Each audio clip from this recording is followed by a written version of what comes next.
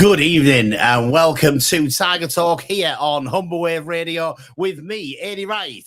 Me, Ant Northgraves. Me, Joe Collins. Me, Paul Wright. And me, Christian Sorensen. There you go. We're all here. We've even got Ant on tonight. It must be a big night or something here on Tiger Talk on Humber Wave Radio. On. Yeah, celebrity on the Humber Wave Radio and to Hull and Back podcast. Please get your comments in tonight. Let us know how you're feeling at the moment as a Hull City fan, and I'm sure we'll let you know how we're feeling as Hull City fans at this precise moment in time. And it's a strange one of like where to start tonight. And do you know what I wanted to do? And if it's all right with you guys, I just wanted to go back a couple of years. Is that all right? Yeah. How far? Well, what I want to talk about is this. I want to talk about, because I've seen lots of people comment. I think, Ant, you've put this up on Twitter, if I remember rightly, saying that, you know, John has to take a little bit of the blame for the situation that we're in at the moment. And that's why I wanted to step back a couple of years, because I think when you look back and you look at Hull City, when he came in, you know, obviously he's done some great things for the club. He's got the fans back in. I was really shocked on Saturday to see another 20,000 Hull City fans through the gates. Obviously, there was a couple of thousand from Portsmouth, but there was 20,000 Hull City fans. We've won three games at home in 2024, but there's still 20,000 people going through that gate to watch the game. So he's done wonders in that respect. But I wanted to go back and I wanted to just say, what's your thoughts on when he first came in, the first thing he got wrong for me, and you might disagree with me, was sacking Grant McCann. Do you know what I mean? Yeah, he's won the two games before he got sacked, and you sack him. Now, to me, I think that straight away was the wrong thing to do, and that set us off on the wrong foot for where we are at this precise moment in time. The club's great off the pitch, i.e. fans excellent like that, but on the pitch, the club is an absolute mess. Joe? Exactly that. With hindsight, I have, I jokingly today scripted my question for Adjan's next imminent Q&A. And I mean, Christian's got a longer script, as he said before we started recording, than I have. We've even got a bit on this as well, so don't worry about it. What an imminent, inevitable Q&A? Never. That'd be the fourth one this year, wouldn't it? Never. But it's the crux of the question is using a Q&A not to say, "Oh, Adjan, you look nice. Can I have a free ride on your private jet, love?" Or can I have some free street food? Or when's Tiger Travel going to be free again, Adjan? Come on, mate. Or do you think Evo Panda's just doing this to help the back four out while they get to grips with the system? I have written, quote, "Adjan, after what's happened under Tim Walter's stewardship, do you accept that you made a mistake sacking Liam Rosenior or got his replacement wrong? You moved on McCann and Rosenior, two people who knew the league inside out, for replacements who had no knowledge of the English game. 2/3 of your appointments as Hull City head coach since you bought the club have failed in spectacular fashion. So why should the fans trust you to get it right this time?" And it does come back round, Eddie, to Grant McCann. And I thought it was a fair question, and I just, I've been thinking about this a little bit because of the situation that we're in at the moment. Listen, Tim Walters had a lot of flack this week. He's got the things wrong when I think it was lost in translation with the press a little bit on Saturday, to be honest. And I think, he's not what he's saying is that Portsmouth was louder than us, and he's got a fair comment. Portsmouth were louder than us.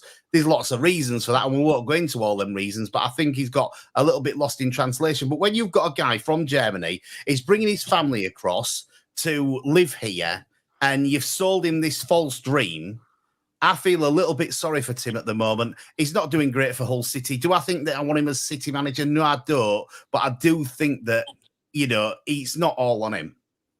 Well, I said last week it's a poison chalice he was given, and I stick by that. I don't think he's had a great deal of input in the recruitment myself. And No. when you look at it, the last 3 games have been the 3 games against the teams that just come up from last year: Derby, Portsmouth, and somebody else. Oxford. We've had 65% possession. None of the goals that they've scored against us have been down to this playing out from the back or anything. It's been mistakes. Pando made a mistake, I was coming out of half, come for the cross, stood in no man's land, he's headed it over him. God knows what happened last Saturday. You know, we had about 3 people around the ball and he'd managed to get a cross in. And last night, Giles made a mistake. There's nobody on the right much. And the fella stood in the area, which happened in the first half as well at the end. He stood in the area unmarked. You know, having a go at Tim Volter for that, I think's harsh myself. I ain't saying I want him in charge, but the players have got to take a lot of responsibility for the way they're playing.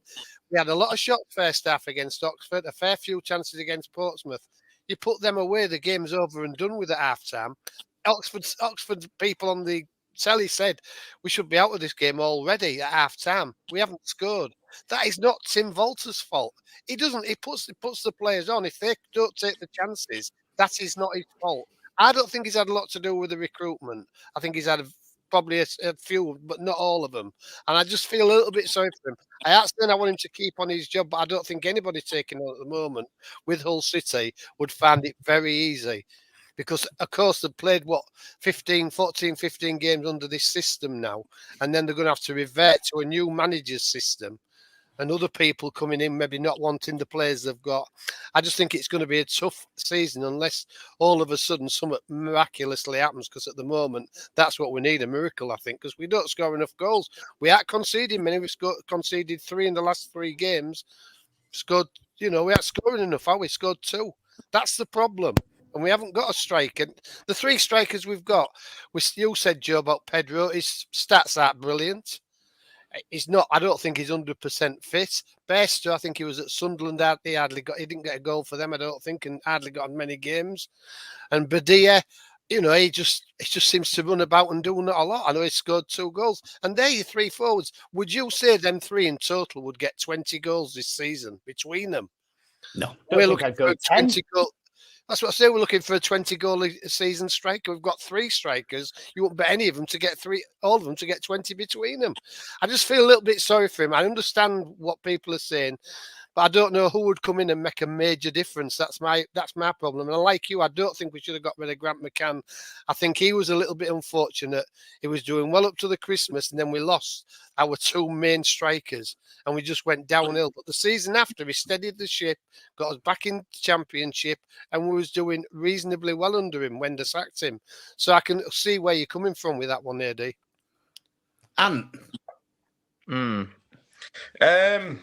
Yeah, I think I disagree with you a little bit, Paul, because I think that the system is the big problem this season. And whatever way we try and look at it, realistically, we've had 1 clean sheet all year. That's a symptom of having such a chaotic and open system that not even the players look like they can take to. I think realistically, there's only Louis Coyle and Simons maybe that look like they've actually fully taken on and understand what their role is within the squad and what they play. And then when you've got players that lack confidence or they're confused as to where they're meant to be, that's when mistakes happen. That's when your composure in front of goal goes because you're not confident in yourself. You don't know if you're meant to be there. Like Louis Coyle, for example, has nobody to pass to, bombs all the way down the right-hand side to try and create something himself, gets berated by Tim Walter for it. That's not Coyle's fault. There was nobody giving an option for him. So you can understand why players are a bit tetchy. I don't think they've ever taken to this system. I think the 2 problems, and I said this on Sunday with Walter this year, is that 1, the system is just not attainable at this level of football, or number 2, the players just cannot understand the system or cannot get it. Either one of those options mean this is untenable for him. It's not sustainable long term to keep going with the system that's clearly not working, or with players that can't fathom what he's asking them to do. What he should have done, and this is what fans like to see, and this is my biggest irk of managers nowadays, is I've got a system, this is the way we're going to play. Plan A or plan A better. You have to be adaptive. Successful managers adapt. Carlos Corbin, who comes with West Brom at the weekend, will play a different way every single game, depending on the players he's got available to him and the opposition, because he knows the other team's strengths, their weaknesses, and he changes depending on that. We don't. We're going to play this exact way. If we have Voltaire this entire season, game 46, if we're 24th in the table, we'll still be playing this way. That's a problem. That is always a problem. Last year, we had Liam Rosini playing a very similar system. And you're saying about clean sheets, we didn't keep that many clean sheets last year. Well, we kept a lot more under Rosini last season. We didn't clean that many. We had 23 times at least, to my knowledge. Yeah, when the other team scored first, and that wasn't including the other games when they didn't score first, maybe scored second. So I don't think I think we kept about 8 or 9 clean sheets last season. We didn't keep many. So it's, I know I have to say, and I agree with this system. I don't like the system. I like getting on your front foot and getting at them. I'm not defending his system, but I don't think he's had that much input in the players. And he's come with a system. It's, as you say, it's his system. Liam Rossini didn't have a plan B. That was his problem as well. That was the reason why he went. Yeah, it is, this had just been his problem. I don't like the system. I prefer the system where you're going it forward all the time and attacking as much as you can. But I just think I feel a little bit sorry for him that things, he's tried a similar system to Rossini, which we played last year, but they've brought in 16 new players from this season to last season, when if they'd have had the same players, they would have been halfway to a sort of similar system of playing it around at the back. They haven't had that chance. They haven't done this year because we have about 3 or 4 players left from last season who actually played. So I just say I feel sorry for him. I'm not saying I wanted to manage. I'm not saying he's a brilliant manager, but it is what it is. And I think, as like Eddie said, Jun's got to take a lot of the blame for all this, because he said he was going to be an attacking football, and it isn't. It's far from attacking football. And it wasn't last season. It was poor last season. It's just as bad this season. In my eyes, I don't see any difference. We've had 2 poor seasons of watching football at the McCann Stadium. As you said, Jun knew what Tim Walter's style was before he came through to the team. So surely he knew what he was getting, didn't he, Christian? Well, that's the thing. He say he knew what he was getting, but you've got to look at our league compared to the league he was in. Our league is what? The 5th hardest league in the world to get out of, to get promoted into the top league. I think it's the 5th best league going anyway. And when you're pulling somebody that's got this meant to be attacking football from a different league, it's really, really going to be, you just can't do it. You just can't bring it over to a league and expect something like that to work. So what you're watching over there doesn't mean it's going to work somewhere else. One meal in one kitchen isn't going to work in another kitchen. I mean, look, let's start with everything that you've all spoken. All right, I've got a little segment that I've written out. I was going to post it on my media, so I'm just going to pull some bits and bobs because it relates to everything we've just stated. And I'm going to start with the Adjan situation. He should never, ever have got rid of Grant McCann. We know this. And all he did was he got rid of him because he had friends. He wanted to bring his pal in, and he wanted to try and get the club going, and it was a failure. So he realised that. He got Liam Rossini all down. To be honest, when he took over, Liam Rossini's tactics, I thought, were brilliant because he wasn't afraid to make the substitutions and to make those decisions. He actually brought players on. He did the one thing we needed to do. Bring someone who knew the club. It was hard to beat. That's what Liam Rossini did. He really did. And I don't want to go back and say about the better days with Liam Rossini, because I can tell you now, watching it at home, a lot of them were not better days. They were frustrating as hell to watch because I'll be honest with you, I still think Liam wasn't ready because he was afraid to make some tactical substitutions in certain games, and he prayed it would just kind of pan out when sometimes you could just see you needed that substitution of XYZ player to come on. So I'm not going to go down that route. But with Adjan, I mean, he's made some big promises. Like, he's brought out some lofty expectations in the things he said, especially during the transfer market window, about how we're going to get this massive striker and everything like that, and all these little gambles that he was going to do. Yes, they fell short. His gamble failed. And it's not the first time his gambles have failed. I can see Adjan. Look, Adjan, if you are... Yeah, well, I'll go on to that as well. But, like, Adjan, we can see you are trying. We can see that you are putting effort into the club. We do. We can see this. But sometimes you're just going about it a bit too much in the wrong way. And it's difficult now, even more difficult for you now, without a CEO at the helm. Yeah, CEO is desperately needed. It is desperate right now. We are desperate for it. And with the transfer market that we've just had, And then we're talking about bringing the players in late and we're giving him time for absolutely everything. I don't think the players are much of the issue. Don't get me wrong, strikers is an issue. But we've got quality players, like quality. Like, look at our defense. Look at our defenders. They're class. Look at our goalkeepers. Absolutely amazing. Like, we've got the best goalkeepers in the league. Yeah, exactly. Count them on your fingers, guys, because we've got that many. Midfielders. We've got them everywhere, but yet we don't use them. And that's, I mean, look, I'm going to bring on the chat GBT thing, guys, with this now. That's led me on to this about our midfielders. So I put into chat GPT, and I said, I'm going to scroll down here. I've got it written now. What is the spine in a football team? Okay. Its reply, you're describing a situation where the core of a team, what you'd refer as the spine, is either compromised or missing, making it difficult for the rest of the team to function effectively. If the heart or the midfielder of the spine is removed, then the team loses its foundation, making it more vulnerable to being outplayed or countered.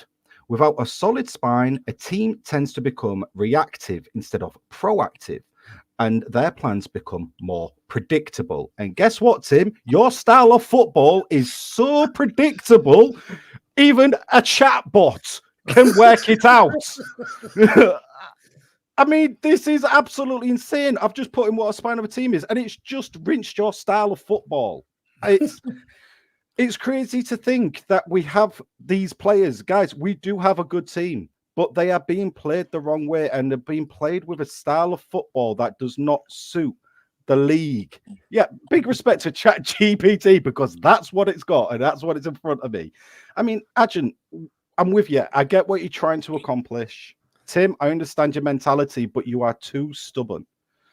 To say what you said in those interviews on Saturday and Tuesday, I mean, Saturday's was diabolical. Absolutely diabolical. I mean, I don't think I've heard a more disastrous response to anybody ever. Yes, look, the atmosphere at the home games haven't been great, but does he understand where the fan base is and where he's come from? Does he understand the club that he's come to? The amount of stuff that we've had to go through over and over again. I mean, the Allams, they messed the club up. You've got to think, we had hardly any money, no fans turning up to games. You know, it was just a sham. Nobody wanted to be there when talking about COVID there, are you? No, I'm not. But, you know, and when Ajahn came in, we expected loads. And now with Tim saying what he's done with the fan base that are turning up now, and to say you're not hearing it, we get a 1-0 lead in a game. We're still scared, Tim. We are still nervous. We are still very nervous. That's why we're not saying it's great. Yeah, we're more nervous because it's now something to lose. Well, I just want to say a couple of things, Christian. Here, we haven't got a team. We've got no team. We've got a squad. We don't have a team. That is a problem at the moment. We've got no team. You can see that on the football pitch every game. We have no team.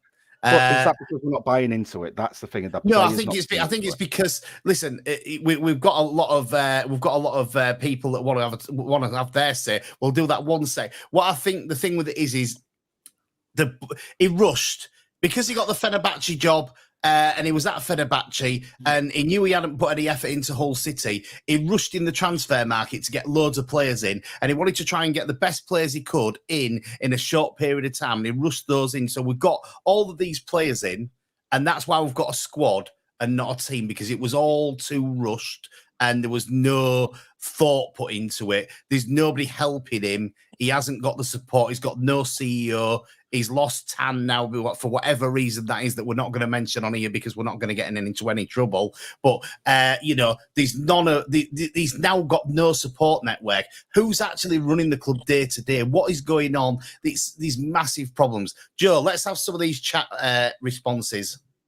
So we'll start recently. Marsh says there was too much being made of Saturday's comments. He was spot on. The atmosphere is poor and has been for a while. Most of it not Walter's fault or doing.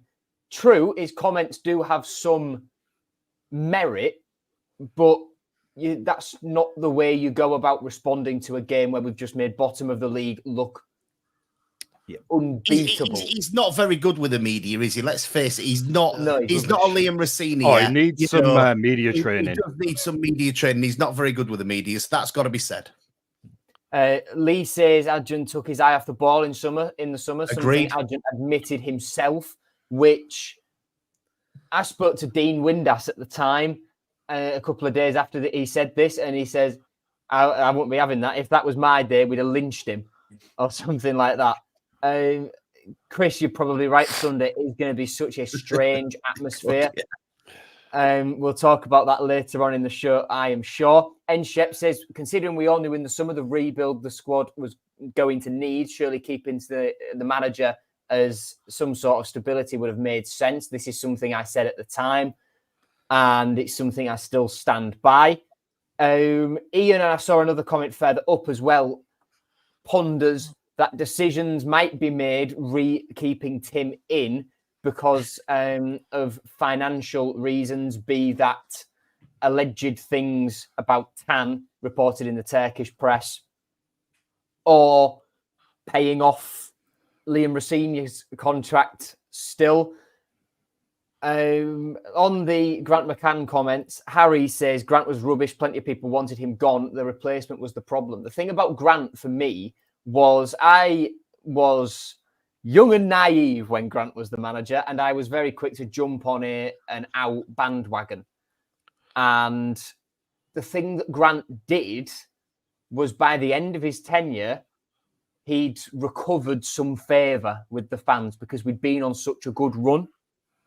And if I can just say about Grant, when you look at Grant, what my dad said a little while ago, the big problem was that we had the best two attacking wingers in the league, Grzycki and Bowen.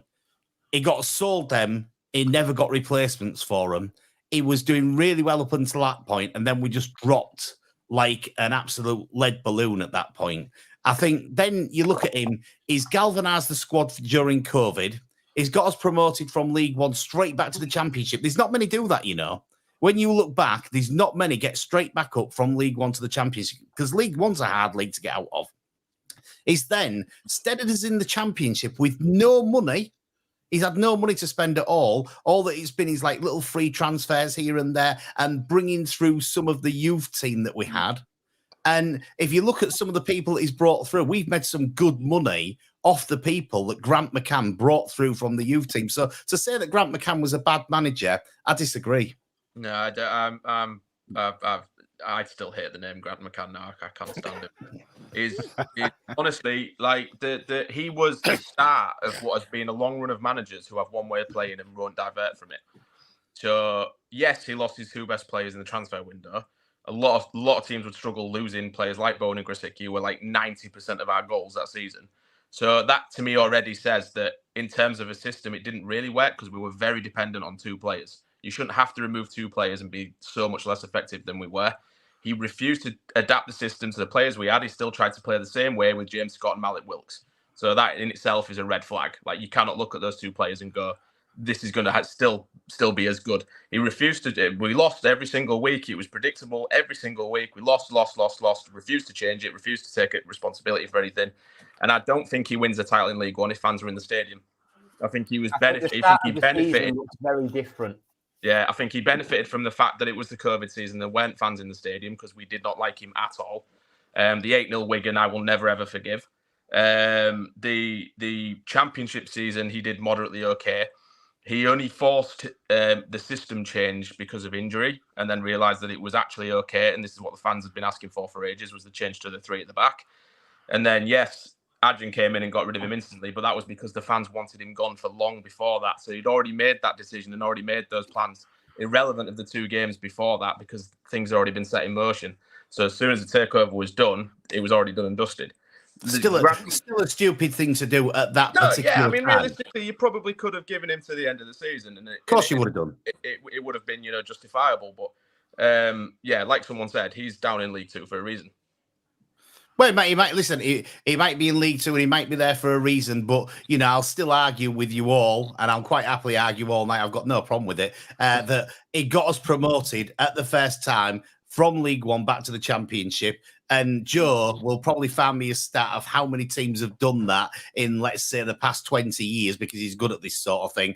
I don't think there'll be many. I'll tell you that for now. And what he did that season was absolutely fantastic, to be quite honest with you. And it's a shame that the fans weren't in the ground at that point, because I think he'd have got a little bit more love at that point, getting us promoted back up in the way that he did, the way they was playing. And I think that people wanting him out when a Jung came in would have been a lot less. But, that's just, it's all about, listen, the good thing about football is it's all about opinions, and everybody's got opinions, and everybody's got different opinions, which is great. And that's why we do a podcast and a radio show every week about it, because it's all about different opinions. And, it's great to hear everybody's opinions on it. I do think, what you just said, Ant, giving him to the summer would have been the better thing, because then you've made it a little bit more stable in the club. You might have then looked at Shota and thought, is he the right man to come in and take the club forward? It was a bit of a rushed appointment for me, was Avaladze, and I don't think, he'd looked enough into it. And the problem is that we talked about the CEO. I think Jim Rodwell, he could have really helped John in his quest to make the club better, because Jim had a lot of experience, and I think at the moment we're lacking massively experience. And I've seen a lot of chat on Twitter and stuff like that saying that if we do get rid at the moment of Tim, then we need somebody who knows the Championship. And I totally agree with that. We do need somebody that knows the Championship, because bringing in people at this point in the season that don't know the Championship, we're going to be set for another Shota Avaladze situation again. I think the main question we need to be asking Adjan is what is this style of football that he's actually looking for? Because so he got rid of McCann because he wanted, as he said from the off, that he wants to entertain fans and have this really attractive and attacking style of football, which Shota Avaladze never gave us. I think he actually gave us for one game against Swansea. We played some phenomenal football against Swansea and then never saw it again. And then it was 10 times worse the next season when he had all them better players. Then, obviously, he's brought in Rosinia, who was possession-based. He didn't really fancy him, so he's got rid of him. And he's brought in Tim Volter, who, again, possession-based, not doing the business. So what is Adjan's actual plan for the style of play? What is he actually looking for? Because listen, I'll put that back to you, Ant. Has he got a plan?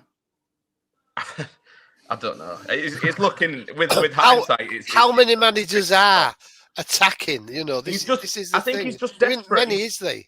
I think he's desperate because when he took over the club, there was no fans in the stadium. So his first thought is, right, how do I get these fans back in the ground? And he's thought, I've got to provide entertainment. He's even said himself, when he watches football, he wants to watch high-scoring, entertaining, thrilling games. Yeah, fair play. We all do. But when he's come in, we had like 8 to 10,000 attendance and things. He's got, right, and I'm going to have to bring ticket prices down, and we're going to have to play attractive football. That's how we get and retain fans in the stadium.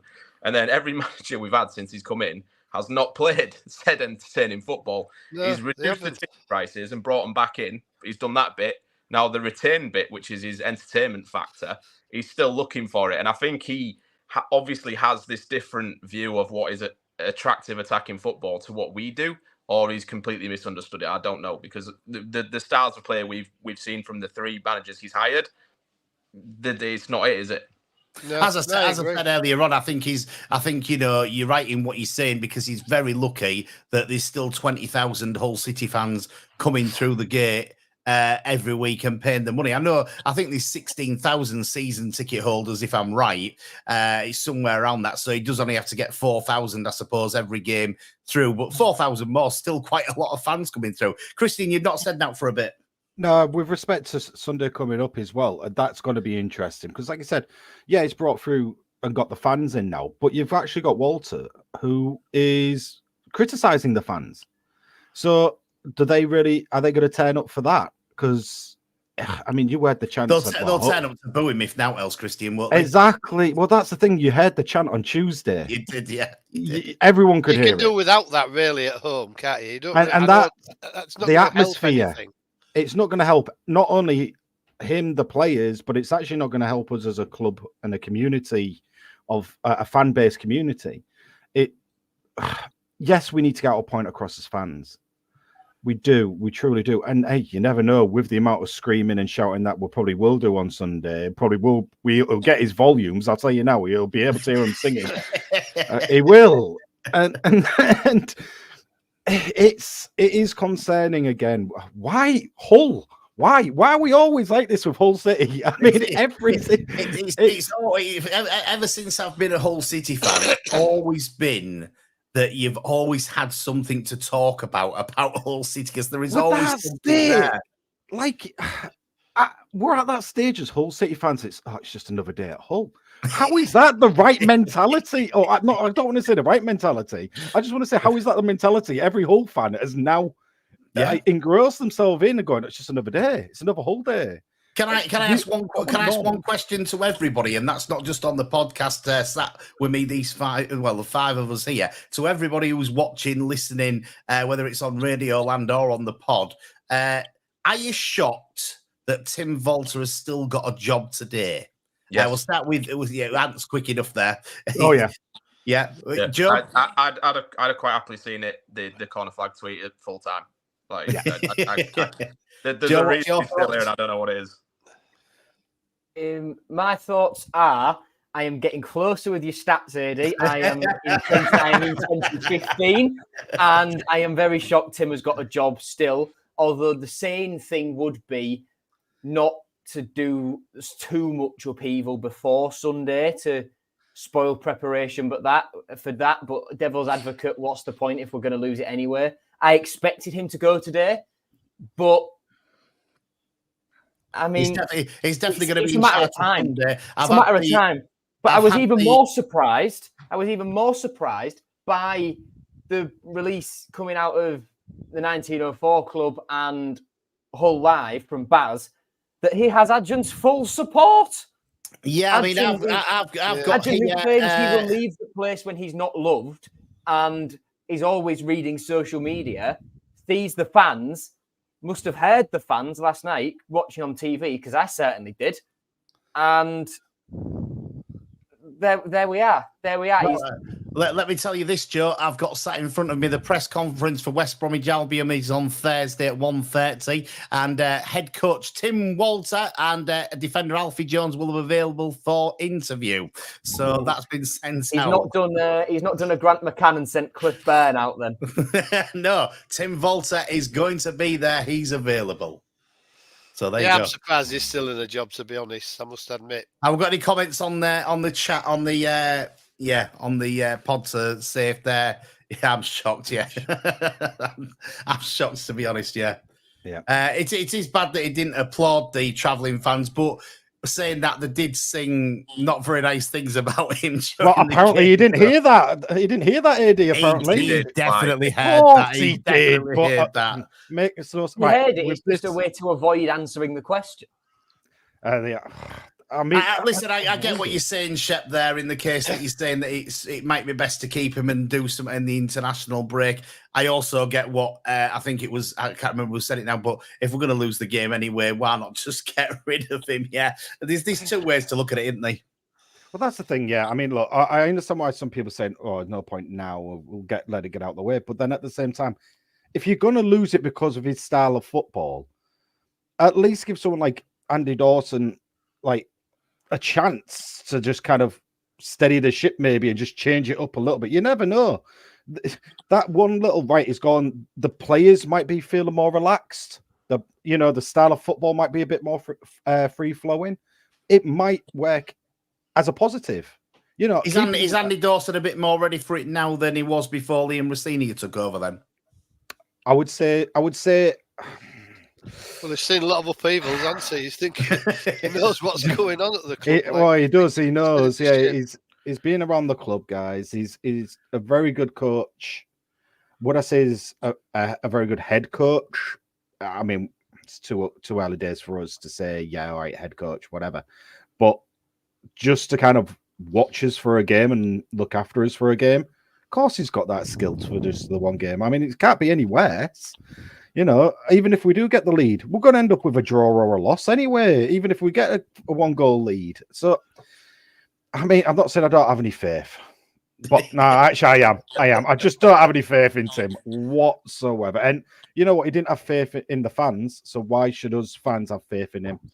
The main point is he's lost the players. To me, I think when you listen, you're right, Ant. When you look at them on the pitch, when you look at their reaction when they came over to clap the fans after the Oxford game, you can tell that they do not want to play for this guy. And I think that's the issue with keeping hold of him for longer, is that the players don't want him there. It's always the players, that get managers sacked in it. And, I think you're right. You look at the body language and you listen to some of the interviews and stuff like that. And I do think that they're not happy with the way they're being asked to play. And I think really at the beginning of the season, even in pre-season, you could see that there was a little bit of unhappiness in the way that Tim was asking the team to play. And I don't think it's got any better. And, it doesn't matter how many midfielders or goalkeepers or whatever else you've got. If they all don't want to play that way, then you're in trouble, aren't you? Joe, you've got a smile on your face there. He's breathing. I have run the numbers for you, AD. Cheers, Joe. So, do you want the full breakdown or do you just want the short version? The short version. So, since the Football League evolved into the Championship, League One, League Two, whatever you want to call it, 14 teams have been relegated from the Championship, then promoted back from League One to the Championship the very next season. In only one season, have 2 of the 3 teams been promoted back together. That was 17-18, with Wigan winning the league and Blackburn in second. Thanks for that, Joe. How many seasons is that over? That is over 1, 2, 3, 4, 5, 6, 7, 8, 9, 10, 11, 12, 13, 14, 15, 16, 17, 18, 19, 20 seasons. Although bigger than I thought then. Bigger than I thought. For the first 4, none of them did it. So so the whole sample size is 20 seasons, but the whole record spans 16. There you go, Joe's your man for stats. If you want your stats doing, then send them across to Joe and he'll do them for you. You can find him on Twitter, Old Grandpa Joe. He's on there, and you just send him what you want and he'll come back with it within about 15, 20 minutes. I think it's found in it. Something like that, yeah. Close. So I think, do you know what? With his stats wise, Joe, Monday on your little podcast, the stats that you were pulling out about the game and the amount of possession to defense and touches, I think the original stat was 65% Hull City had of the ball, but ended up being, was it something like 27% of it was Pando with the ball playing to the centre back. We had 72% of possession against Portsmouth. Ivor Panda, Alfie Jones, and Charlie Hughes had combined about 33% of our overall possession. Louis Coyle had 8%. Cody Grammer had 9% on top of that. And then we looked at the midfielders. Oh yeah, and your midfielders, what was it? 1.4%. The Puerta 1.4%. Simon's 3.5%. Oh I my can't remember God. It's just how can in the Championship if you don't use your midfield? I just think it's the most crazy approach to a game I've ever seen in my life. I'm just gobsmacked. I'm gobsmacked, guys. You can see this. It's a stupid stat. My face. For those of you who are listening on the radio, my brain is going, are we mad at having Tim as a manager today? Like, with that stat, it tells you. Christian, if I was to ask you, so pretend I'm not even a Hull City fan, right? I'm just a fan of a different club, yeah? And someone goes, all right, yeah, so what is your style of play then? What does he do? What do you say to that? Other than not have a clue, miss your midfield out and see what happens with the ball. I'm in a content creators group chat with like podcasts and things like that, or 23 other people. And they ask me this question on a regular basis to see if I still know the answer. They asked me at the first game of the season. I said, ask me at 10 and I might be able to tell you. They asked me at 10. I said, I still don't know. And now they ask me every game. They're saying, oh, do you still know your style of play yet? And I just say, it's not very good. It's not very good. That's as much as I know. You say about a John, if Joe's come up with these statistics for Walter's ways of playing, surely he must be able to get these statistics. And he must see that it's the way. He's got the statistics from a different team, though, hasn't he? He's got it from from when he was in a different league, in an easier league than where he is now. I don't think that has anything to do with it, AD. If you're playing that way, that's the way he plays. And he didn't like Rossini playing it out from the ball at the back. And yet he's gone to somebody who just, got the statistics up for City. But you must be able to get it for the other clubs what he managed. And if it's the same sort of thing, why would you employ somebody like that? I'm not the convinced difference that is this time he's proper due diligence or research on Volta. He can't have done because there's no got reason. It from Hakan Çalhanoğlu, didn't he? I can get the quote up easy. But if you're sacking Rosinia for finishing 7th and basing it on his style of play, and then appointing someone like Volta and watching this, you sat there thinking you might as well have just kept Rosinia for another year. Yeah. I don't think anybody can disagree that you might as well have kept Rossini for another year, because ultimately I think a lot of us, I was definitely one of them that said that, I wasn't enjoying the style of football that Rossini was playing last year. I went into the the concourse at halftime, plenty of games saying how, bored I was, and I nearly fell asleep during that first half and things like that. But one thing that's got to be said is that he was liked by the fans. He had sort of got a good team spirit together, and the players liked him. And this is the problem, is that we've gone from that to where we are now. As Ant said a little while ago, you've got the players, you can see the players don't like the manager. It's just absolutely stupid situation to be in at this moment when, you did have a steady ship, and, surely there was as an owner of a football club, you can talk to your manager, and I don't care what you say. You can say to that manager, look, this is what I want from you. If I've got somebody who I'm managing, I'll say to them, this is what I want from you. You've got this amount of time to do it. If you don't do it, then I'm going to get rid of you. But you've got to give that person the chance to do that for me. I don't see that. I don't see why you haven't done that. I really don't. It's a crazy situation. It's the balance of, like you're saying, with like Liam, and you were getting bored and stuff like that. Yeah, look, I agree. Liam's style was very, it was boring in a way because he built from the back, but his goal was to go forward. With Walter, he's not building from the back. He's going to the back. You could get it up, and it's going backwards more often or sideways across the back line. And then we get hemmed in. If there's one thing that Pompey got right in that first half, it was their press. They didn't do a lot right, but it was their press. They knew if we press their defence and fullbacks, they want to get it from goalkeeper, centre-back, full-back, down the line, winger. Mm-hmm. The problem we've had for that and cut that off, then they can't do it because they don't want to use the midfield. And we got through it just. So all Pompey did at halftime was make that press more intense, and we couldn't play through it. It's almost as if the midfield exists for a reason. And it brings us on to Oscar Zambrano, really, doesn't it? And that whole situation. Well, I mean, Oscar Zambrano, they knew what they was doing with it. They knew he had a chance of getting a ban. They took the risk. They're obviously hoping that they can appeal it. They're hoping that the appeal's successful. And that's why they brought in, is it Alzate, we call him? Steven Alzate, that's why we brought in Alzate, because of that reason. The problem is that, obviously he picked up an injury and hadn't been fit. So you could tell that there was a chance of him getting this ban because he's not played as much as he probably Do you think he's played his last game for Hull City? Well, he could be banned for about 16 months. Yeah. The thing is, though, if we look at it strictly speaking, he's going to be banned for about 16 months unless the appeal overturns it. And he's only on loan for the rest of this season. However, Adjan and Tan, before whatever happened there happened, said that they would stand by Zambrano and believed his innocence. So that, to me, suggests that they were looking at the possibility of signing him and just taking the hit in terms of having a player banned for X amount of time. Because 16 months from now takes you up to March 2026. And I think the club the club's statement, I think we'll get more from it in time because Tim's no comment in his press conference. I want to bring that up. I want to speak about that, by the way, actually. I think it's mired in two things.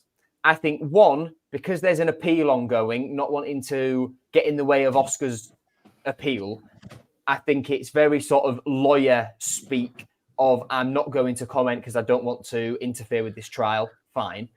But I also think there's a little bit of PR from the club and the media team, commercials, etc., in just wanting the headline to go away. The manager making comment gets it reported, which means it stays in the news cycle and in people's consciousness, in people's conscience for longer, meaning the club having a player who they signed in the summer banned by Christmas makes them look worse if it's in the headlines for longer. So it's a mix of PR saving face and legal ick for me. I think you're saying with the legal ick, I get that. But his interview, the words used, and I don't just mean to the answer of Zambrano, quite a lot of his answers to questions from Mike White was, I have no answer to these questions. I have no answer to these questions. And he said it repeatedly throughout. So when it came to the Zambrano question, and he said that, I was a bit like, really, Tim? You don't have to say much. You could literally turn around and say, look, Oscar's a great lad. I hope he gets through it. We knew that this could possibly be in the news in the future. We were hoping against it. That's all I can say for now. The end. That's all he had to say. Those few little things. He's a great lad. We knew it was on the table. Everybody did. Let's see what happens. Watch this space. Valter only named 8 subs.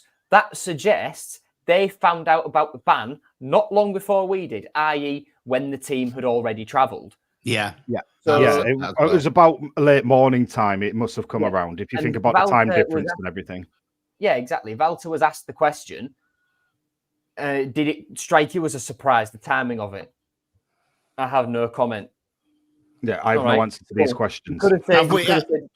Yeah, we found out whenever, and it's just a case of these things happen. We knew this could happen, and I'm not going to say much more because I don't want to interfere with his appeal. Have we got any more comments in the chat, Joe?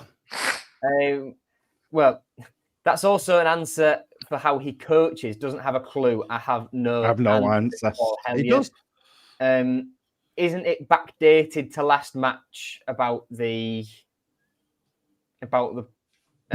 what exactly, Ian? I'm not sure what you're saying. Enshep says they said on the 1904 club, Baz, Burnsy, Fletch, Prutz on there. They said on there that he will stay at the club and they will pay his wage throughout, however long the ban is. That suggests it was like, and we've said a lot about Giles, haven't we? How the club should have said it was an obligation, not an option, full stop. That, to me, that wording of it, I've not listened to 1904 Club yet, I will do, but that, to me, strikes me the same way as the Giles one that we've discussed at length, in that the club have called it an option when it's really an obligation, regardless of what happens. Yeah, but didn't Tan mention something, because he was asked repeatedly about, because we were all aware of the potential ban even when we signed him. They were always asked about that in the build-up to actually signing him. And I distinctly remember Tan saying that we were protected if he ever got banned. So I can't see. I remember that as well. I can't see us keeping him and paying his wages for the best part of like a year and a half if he's not going to play. I think that probably just means that if he's banned, then we send him back. That's the impression I got from it. I think it'd be ludicrous to keep a player and pay his wages when he's banned, when you've got an option to get rid of him and free up a loan slot. He's a good player, but a year and a half, that's because then he's then got to get back up to match sharpness in like the next 2 or 3 months that he starts playing. So it's longer, isn't it, really, that you've not got a fully fit Zambrano available to you. Well, if he's not available till March, he's not going to play that season, is he? By the time he gets up to fitness and everything, It's in the season, isn't it? So, and it depends if he's allowed to train as well, doesn't it? It depends if he's banned from all footballing activity. So he has to train on his own in gyms and can't mingle with the team like Ivan Toney was at Brentford for his betting ban. It all depends on what the wording of the ban is. And equally, if the appeal overturns it, you still had Zambrano sat, twiddling his thumbs on the sidelines for however long the appeal takes, and then you've got to build him back up again. And let's say the appeal, hypothetically, the appeal gets okayed and the ban gets overturned in February, then give it a month or two for him to get fit. By that point, it's April, or it might be May if it's late February, and at that point the season's done. So we've lost Zambrano for a long time. It's a big unknown, because the only time we've been in a position like this was with Livermore, and he was our player. He had a contract here, and we honoured that because we knew the circumstances around the ban. Zambrano, we don't know the circumstances around the ban. We don't know whether it was like Andre Onana when he was at Ajax, where he accidentally took his wife's medication rather than some paracetamol because they just looked the same, or whether it was, having a laugh and deliberately doing some sort of substance that he shouldn't be doing as a footballer. We don't know the circumstances, and he's only on loan here, but with an option to buy him, but the club were protected, like you said, AD and Ant. So it's a big unknown situation for us, really. And all we can do is speculate and see what happens. That's exactly all we can do, is speculate and see what happens. And speaking of speculating, it's time for us to speculate what we think the team on Sunday is going to be, and maybe even the score on Sunday. I'll start you off. There's probably going to be 4 changes, because there usually is every game. What them 4 changes are, God only knows. There you go. There's man. Well, that's a cop-out straight away. That was a cop-out, that one. What about your score prediction, AD? We want to hear this. Listen, the score prediction for Sunday is it's going to be There'll be a score. It's going to be 3-0 to West Brom. Wow. Yep. I think he'll play Zach Jagielka up front. Do you know what? It'd be good. It'd be nice. He'll pull David Myler out of retirement and put him in midfield. Erbil Bozkurt will start in goal, and Ivor Pandra will be on the right wing. And Andy Dawson on the bench, just in case you get one of them free kicks where you can knock it in from 15 yards. Yes. Don't tempt me with a good time, please. Seriously, we don't know the extent of Balumi's injury. We don't know whether Kamara's back. No. So surely he's got to start Jarvis this time. If Balumi's out, surely. Does that mean that Cynic or Longman, who played in the 21s the other day, get brought into the team on the bench? Maybe both of them. Who knows? Does Palmer keep his place in midfield? Does Puerta come back in? What happens with Slater? Well, Palmer for me, I looked at the game yesterday and I looked at Palmer and I thought, when did I last see you touch the ball? And that might be our midfield problem, but I didn't see him touch the ball enough. I think Ryan Giles, mate, they don't get the ball. Ryan Giles had a really big chance to, cement a place at left back, because Drama hadn't had the best game the game and before. He hasn't done that. And no, he definitely didn't do that, because, he loses the ball. And I saw somebody put a picture on the internet about where he lost the ball and then where he was when they scored. And he's a fast player. He could have easily come back with him, and he doesn't. He's too lazy, and that's his big problem is, he needs... that's it, he's lazy. And I don't think he wants to be. He just doesn't track back. No, we don't think he wants to be here at all. He's a wing back. He's back. I've got pure supporting mates who say you're absolutely crazy to play him in a back four because he can't defend. He is when his best seasons came when he was playing as a wing back at Wolves and Middlesbrough. So they played with him as a left wing back, and his job was to just go up the line, cross the ball in, make assists. That was his job. He didn't really have to defend because he was covered by midfielders and the 3 defenders behind him. And we asked him to be part of a back four and defend. He can't do it. He can't do it. He don't bomb on enough.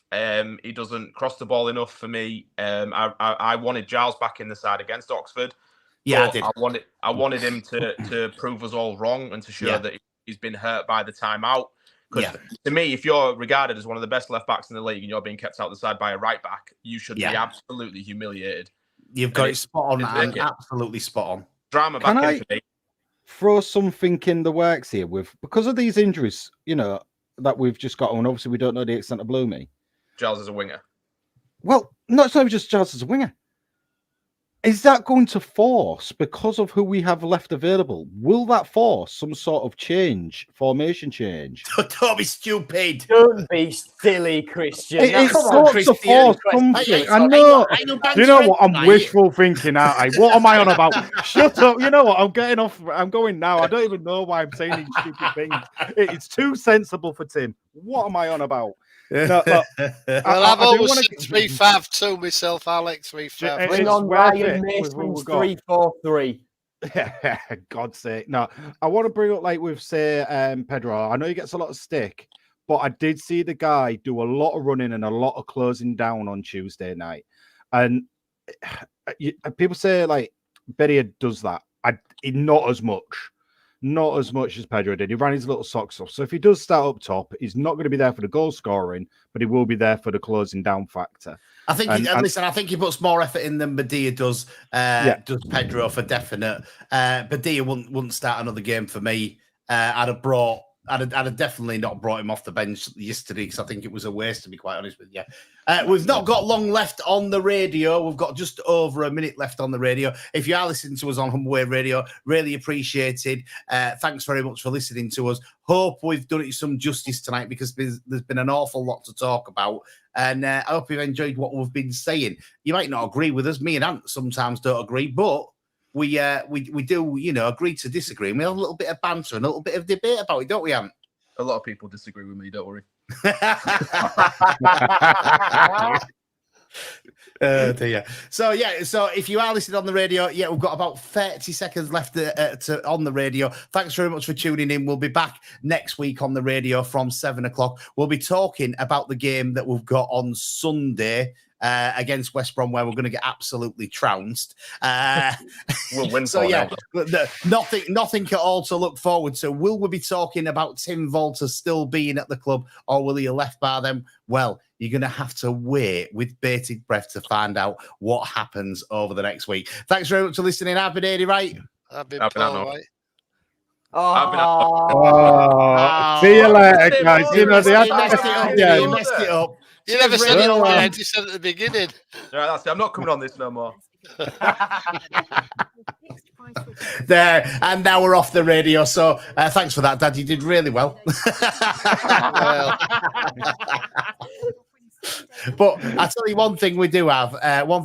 Is we do have a laugh, don't we? We definitely have a laugh on here, which is what it's all about, isn't it? Yeah, definitely. And after watching that, we need a bit of a laugh, don't we?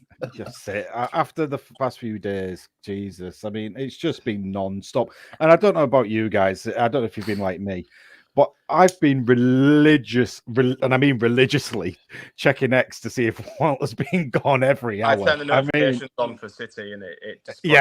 It was like woke up and I still didn't have one. On for City, but with you, we had a court visit this morning, so I had to turn my phone off from like 9:30 until 12:30.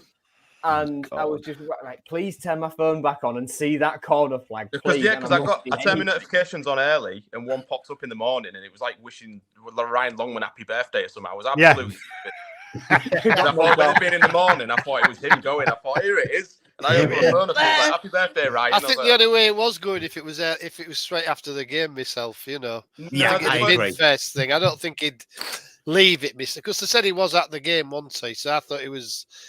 They wouldn't do it after a game because he's got to travel back on the coach with the players. They won't do it in a home game. They might do. No, I think he might have done it straight away after the game. Just sorted it out because he knows how upset the fans have been. And I think he is a fan-based person, isn't he? I think John.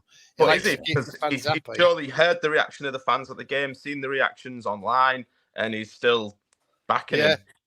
Yeah, it's strange, really. I thought it would have gone this morning, personally, but I think he might go after the West Brom game, win or lose. If we go 1-0 down early against West Brom, I think that will be one of the most toxic atmospheres we've had at the McCann Stadium.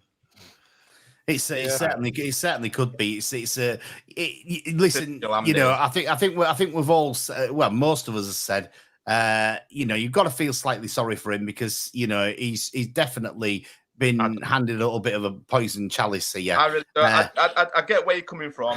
And I understand there's a bit of sympathy in that sense where, yes, the summer was very chaotic. We lost every single player that was any good last season and things like that, and brought in a lot of young, inexperienced players, etc. But at the end of the day, the manager's job is to find the best way to win with the current players he's got. And do you not think he was sold something by the owner though, Ant? Nah. No. No, he can't. I was straight on that one when I heard that question. Sorry. Ant and Christian, very, very harsh. Listen, if you want somebody and them two are employing people, all I'd say to you is don't take a job with them. You don't need harsh people like that. I can tell you that for now. Joe. Well, it comes for me down to as much as the chants last night were really quite funny. You know, Walter Ball is really not very good. Tim Walter, your football's not so good. Are we loud enough for you? Andy Dawson. As much as we've all laughed at them, on a human level, although I'm not particularly fond of the man strictly as a person, on a human level, I do feel for him, Julian and Philippe, because they were fully set up to uproot and make their lives here. And they were ready to take it by the scruff of the neck, do whatever they could, and were prepared to be successful. And they all held off on moving their families. And I hope for their sake, if they are going to be dismissed, it happens before those moves are done, because I know Walter said it was going to be done sort of between now and the new year when he first came in. So I hope that it's not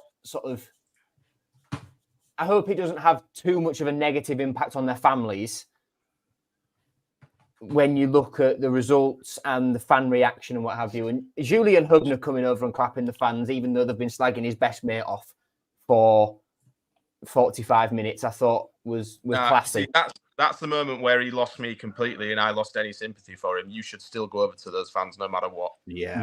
That is cowardly. You know, no matter what pelters you know you're going to get when you go over there, you go over there to them fans. You thank them for travelling midweek, just before Christmas as well, by the way. Not a lot of people have money, especially to buy presents and stuff this year. What was it? How many hours round trip? Something like 7-8 hours? Well, then, yeah, 7-8 hour round trip, Tuesday night, midweek, freezing cold probably. Watch that, go over and say thank you. Do not walk off straight down the tunnel. And to me, all right, his family, and everything, but that's part and parcel of being football until they'll be used to it. It is true. True. And I would also flip that logic in the sense that he's come over to this country, he's taken this job. If it's not going well and you're fearing for the future of your job and this current contract, change it. Do something to change your destiny. His job is literally in his own hands, and he still refuses to change what he's doing. So stubbornness is his own downfall. That's where my sympathy stops for him as well. You are in direct control, Tim Walter is, of what this team does, his team selections, his tactics, and he refuses to change it despite it not working, because he is absolutely adamant that his system is down to a T perfect. He is not taken responsibility once this season. He's blamed the players, he's blamed the fans, he's blamed everybody but himself. So no, hasn't he? When Baz, Mike, media, etc. have suggested, could the defence have done this better? Could the midfield have done this better? Could X, Y, and Z have been done differently? No. What do you mean it could have been done differently? My way is perfect. And that's not how, like you say, that's ignorant. Not how you... What I think happens in life by going on this podcast is the older you get, the more tolerant you become, and you give a little bit more sympathy to people. That's what I'm saying anyway. Oh, I've got 3 kids and I'm still not patient. So let's get this right. Okay. I've got a teenage daughter. I know what patience is needed, and Tim is worse than she is right now. So this is another comparison between him and Rosinia, is that with Rossi, if anything happened after a game or we played badly or whatever, he was instantly like, direct your anger at me, it's my fault. This is the way I ask him to play. Everything's on me, on my shoulders, no responsibility on the players whatsoever. But with Walter, it's anybody but him. And that's not a leader. Yeah. Why would players want to play for him when he's happy to chuck them under the bus? Well, they don't want to play for him. It's obvious. You can see it. We saw it in pre-season that they were happy with him. You've seen it on every post-match interview before the game, and you see it at the end of every interview after we've just played, and obviously even when we're down. Even when we actually won those 3 on the bounce, I still didn't see a bloody smile from any of the players, because obviously I didn't. Guys, we know Tim's the problem. His style of football is the problem. He is too ignorant for the English game. And again, though, can't he go to a Jun? I mean, he must have had meetings with him. He must have known his football philosophy. He must have known the championship. I mean, he's been in the championship with Hull City for a while, hasn't he? He must have known all this. So again, it comes back to the owner a little bit. You've taken somebody on who's got a style of football that they've said at Hamburg, I think it was somewhere else, this is how he plays. Mm-hmm. So he knew what the style of football was. He met him as a person. He must have had some idea of, when you meet people, what they're like, of chats and all this. And I met him face to face. Yet he's still taking him on as manager, and I just don't know why he's done it. This is because it looks different when you're watching the league that he was playing in. It does look good. It looks really good. Joe come up with all the terrible scores. 5-4, 4-3. 8-2, all silly scores, weren't they? He knows the championship isn't like that. I can't understand why he's taking him on in the first place. Just on that quickly, Paul, I tweeted last night about how Adjan has to have, a lot of criticism his way, because this whole thing was set in motion by his ill judgment. And I was told by somebody that Adjan is still new to owning a football club, and I need to stop being so reactionary and hating him, and the club's in a better place. But I just replied, when he sacked statistically our most successful manager since we dropped out the Premier League because he didn't like the football, then replaced him inadequately, spent all his summer at Fenerbahce and wasn't involved in our transfer business at all until August, I should not criticise him for that. And he's owned us for just shy of 2 years now, and he's a very senior figure at Fenerbahce. He's not new anymore. If he's struggling, and without Tan by his side, that can only be exacerbated because Tan did a lot of the day-to-day running. He'd gain credibility for admitting that he needed to get someone in who knew the English game inside out, alongside him and his brain team to help. But I fear he wouldn't have done that had he not been forced to go out and, had he not been forced to go and get someone to replace Tan. And we still don't know who that replacement could be. I think it could be someone from within, like Berry Pardo getting promoted, because he's in there and it's easy. But equally, it would be smart to go out and get someone with knowledge of the English game. But I think Adjan's pride might be getting in the way of the right thing here. He needs somebody who can control him a little bit. And I know as an owner of a football club, you probably don't want that because, you want the control. But he is in desperate need of somebody who can control the way that he's doing things in a better way. And promoting somebody within the club is not going to do that because those people that are within the club are already... For want of a better word, they're all yes men anyway, aren't they? So they're all just going to do what he says. He needs somebody who will question his decisions and say, is that the right thing to do? And that's what he needs behind him. I don't know whether we're going to get it. I really don't. I don't think we will get it. And this is the same thing with not dismissing Tim Walter now. I don't think he'll do it because it hurts his standing and it hurts his pride admitting he's made a mistake, be that getting rid of Rosenior or the wrong replacement. His image is going to look worse if it gets worse. Yeah, his image is going to look go down. In his head, he might not see it like that.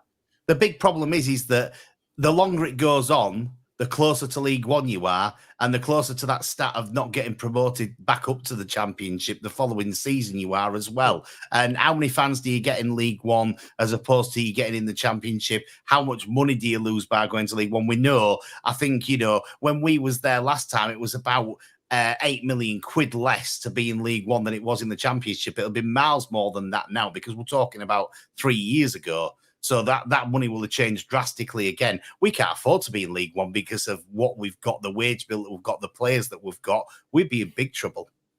Yeah, we would be. And I mean, look, let's go back to like if we do get relegated. It'll be another rebuild. We will literally, it will be. We'll be literally back to where we were at the beginning of the season. But it'll be, yeah, exactly. Summer number 4, rebuild number 4. It will be rebuild number 4 with worse budget and a worse staff and everything. It's unless we do a Birmingham and just ignore FFP for a year and spend get a year off FFP if you relegate to League One. Darren McAnthony said as Peterborough chairman. Because someone asked, because he's very vocal on social media and things, and someone asked him, "Oh, what do you think about Birmingham spending all this money?" And he was like, "You get a year off FFP relegation to League One anyways, so it doesn't matter." So I feel like Birmingham just gone hell for leather. Let's get straight back. So that's the plan. We're gonna go down, get the dollar, put it all in. That now I understand the plan from Imagine. I do. No. Anyway, I think we've had a really good go at it tonight. It's a Hull and Back podcast. The main one is back on Sunday night after the game on Sunday, so that'll be a good one to watch. If you've not watched it yet and you've been watching this one, then please watch the main one on a Sunday night as well. And I'm sure we'll be there. Joe's usually there as well. They don't invite the other 3 of us scum on there, unfortunately, because we just don't make it. We just don't make the grade. Yeah, we're not worthy for the behavior. We're not young and good looking enough. That's what it is. Yeah, Christian, maybe. Thanks, Paul.